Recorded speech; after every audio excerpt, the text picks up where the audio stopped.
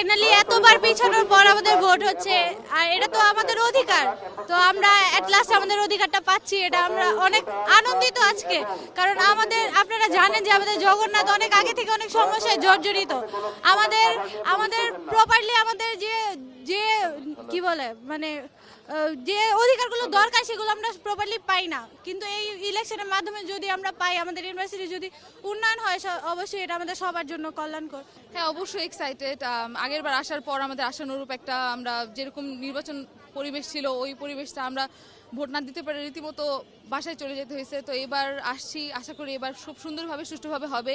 এইবার অবশ্যই আমাদের নিজেদের কোনো একটা ছাত্র একটা প্যানেল তৈরি হবে, আর যারা আসবে অবশ্যই তারা, আমি চাই যে তারা আমাদের নিজেদের জন্য কাজ করুক, কোনো একটা পার্সিয়ালিটি না করে ভালো করে যারা আমাদের স্টুডেন্টদের জন্য কাজ করুক, এটাই আশা। RICL TMX, যুগের পর যুগ স্থাপনা থাকে মজবুত।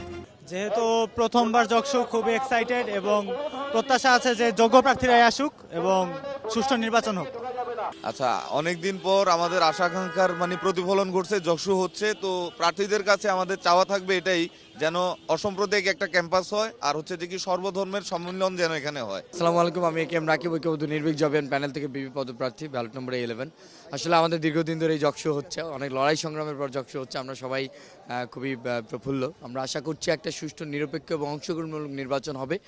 আর সর্বশেষ যেটা বলবো যে প্রার্থীদের, ভোটারদের উদ্দেশ্য যে আপনারা সবাই আসুন, ইতিহাসের সাক্ষী হন, আর জগন্নাথ বিশ্ববিদ্যালয়কে এগিয়ে নিতে সাহায্য করুন। আসলে যেটা আমরা চাচ্ছি সেটা হলো সব স্বচ্ছতার ভিত্তিতে নির্বাচনটা হোক। অন্যান্য ক্যাম্পাসে আমরা দেখেছি অনেক অভিযোগ উঠে এসছে এবং নির্বাচন প্রশ্নবিদ্ধ হয়েছে, অনেক ক্যাম্পাস দেখেছি।